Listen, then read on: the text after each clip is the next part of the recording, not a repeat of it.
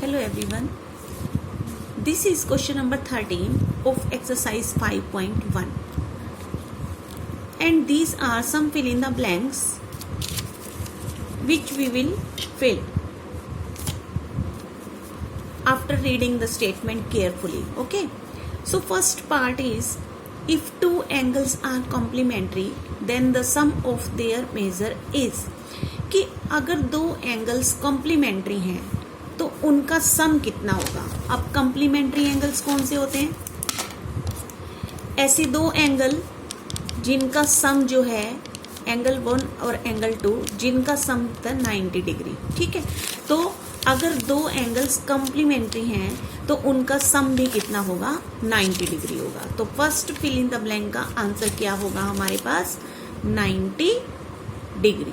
Okay. Second question read करते हैं.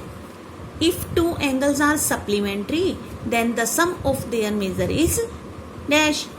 अब सप्लीमेंट्री एंगल कौन से होते हैं? जो एक स्ट्रेट लाइन पर दो एंगल बनते हैं, एंगल 1 और एंगल 2, उनका सम सप्लीमेंट्री होता है. और सप्लीमेंट्री स्ट्रेट लाइन पर एंगल बनता है 180 डिग्री का. तो दैट मीन्स अगर टू एंगल्स का सम 180 डिग्री होता है then they are supplementary. Okay. So अब दो एंगल्स सप्लीमेंट्री हैं तो उनका सम कितना होगा? 180 डिग्री होगा. Okay. So come to the next part. Two angles forming a linear pair are. अब लीनियर पेयर क्या होता है? लीनियर पेयर भी यही होता है कि अगर एक स्ट्रेट लाइन पर एंगल्स जो बनते हैं उनका जो सम होता है वो इक्वल होता है कितने डिग्री के? 180 डिग्री के. अब लीनियर पेयर में दो एंगल भी हो सकते हैं, 3 भी हो सकते हैं, 4 भी, लेकिन उनका सम कितना होना चाहिए? 180 डिग्री होना चाहिए. Okay. So two angles forming a linear pair are, और इन्हें हम अगर वो लीनियर पेयर बना रहे हैं 180 डिग्री का तो 180 डिग्री का सम होता है उनका, तो हम उन्हें और क्या कह सकते हैं? सप्लीमेंट्री भी कह सकते हैं, क्योंकि सप्लीमेंट्री एंगल्स का सम भी कितना होता है? 180 डिग्री होता है. तो यही क्वेश्चन क्या है हमारा कि two angles forming a linear pair are. दो एंगल्स अगर लीनियर पेयर बना रहे हैं तो they are also supplementary. Okay. तो थर्ड वाले का आंसर क्या हो जाएगा हमारे पास? Supplementary. Okay. Now come to the next part. If two adjacent angles are supplementary. अगर दो एडजेसेंट एंगल सप्लीमेंट्री हैं तो दे फॉर्म ए डैश. तो क्या होगा?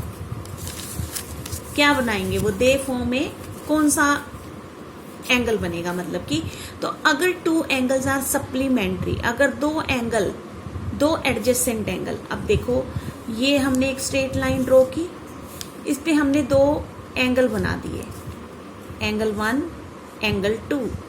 अब देखो ये एडजेसेंट एंगल्स क्या होते थे? जो दो एंगल्स इकट्ठे हैं, कम्स टुगेदर. ओके. जो इकट्ठे आ रहे हैं, जिनका एक कॉमन वर्टेक्स है, ओके, कॉमन आर्म है, और जो नॉन कॉमन आर्म है वो कॉमन आर्म की अपोजिट डायरेक्शन में है. ये 3 कंडीशन होती हैं एडजेसेंट एंगल्स की. तो अगर हम इसमें हमने ये प्रॉपर्टीज चेक करी तो तीनों अप्लाई हो रही हैं. तो अब क्वेश्चन क्या है कि अगर दो एडजेसेंट एंगल्स आर सप्लीमेंट्री, अगर दो adjacent angle supplementary means straight line पे है वो, देखो, क्योंकि स्ट्रेट लाइन पे जो एंगल होते हैं वो सप्लीमेंट्री, उनका सम इक्वल होता है 180 डिग्री के. तो दे फॉर्म ए डैश. तो इसका मतलब, और सप्लीमेंट्री को हम लीनियर पेयर भी कह सकते हैं. तो they form A linear pair. अगर दो एडजेसेंट एंगल्स सप्लीमेंट्री हैं तो दे फॉर्म ए. इसका आंसर क्या हो जाएगा फोर्थ वाले पार्ट का? Linear pair. करेक्ट. अब इसका फिफ्थ पार्ट देखते हैं कि if two lines intersect at a point. अगर दो लाइन एक पॉइंट पर इंटरसेक्ट करती हैं तो then the vertically opposite angles are always dash. तो वर्टिकली अपोजिट एंगल्स हमेशा क्या होंगे? अगर दो लाइंस इंटरसेक्ट करती हैं, इंटरसेक्ट का मतलब एक दूसरे को आपस में काटती हैं दो लाइंस, ठीक है। इन दो लाइंस में आपस में काटा। अब दो लाइंस जब आपस में काटती हैं तो वर्टिकली अपोजिट एंगल कौन से होते हैं? जो आमने सामने होते हैं, यानी कि ये एंगल 1, ये एंगल 2, ये एंगल 3 और ये एंगल 4, ठीक है। तो हमेशा जो वर्टिकल अपोजिट एंगल होंगे वो इक्वल होते हैं, ओके। तो एंगल 1 इक्वल होगा एंगल 2 के और एंगल 3 इक्वल होगा एंगल 4 के, ओके। सो हमेशा जो है अगर दो लाइंस इंटरसेक्ट करती हैं तो इंटरसेक्ट करने से जो लाइंस, जो एंगल्स होंगे, अपोजिट एंगल्स होंगे, वर्टिकल अपोजिट एंगल्स होंगे, वो हमेशा इक्वल होंगे, ओके। तो फिफ्थ पार्ट का आंसर हमारे पास क्या आ जाएगा? Equal, okay. Now come to the sixth part.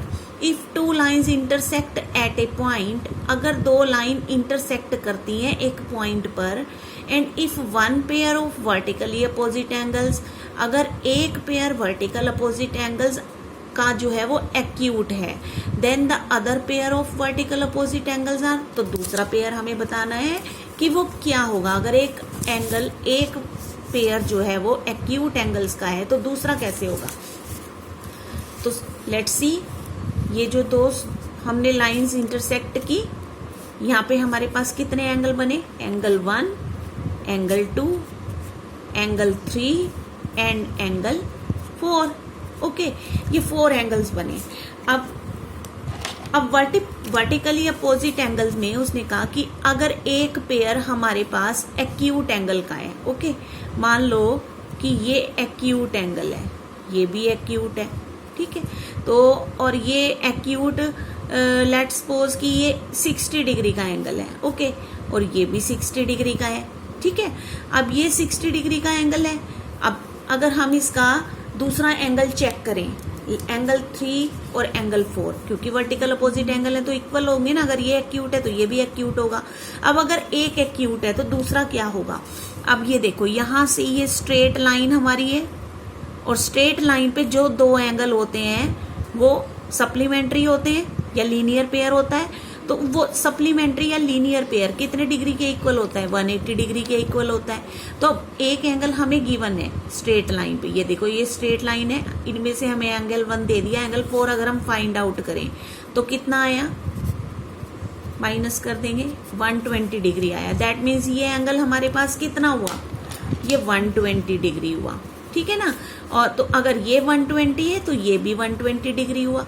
तो दैट मीन्स दूसरा पेयर हमारे पास, और 120 डिग्री एंगल्स, 60 डिग्री का तो एक्यूट हो गया, क्योंकि 0 टू 89 डिग्री तक एक्यूट एंगल होते हैं सारे, ठीक है। और ऑब्ट्यूज कौन से होते हैं? जो मोर देन 90 डिग्री होते हैं बट लेस देन 180 डिग्री होते हैं। तो ये तो 120 है, तो दैट मीन्स ये कौन सा एंगल है हमारे पास?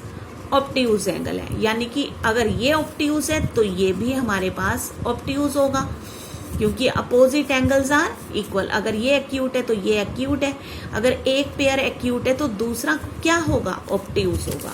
तो दैट मीन्स 6 का आंसर हमारे पास क्या आ जाएगा? ऑब्ट्यूज एंगल्स, ठीक है। So this was your question number 13। मिलते हैं फिर नेक्स्ट वीडियो में। Thanks for watching.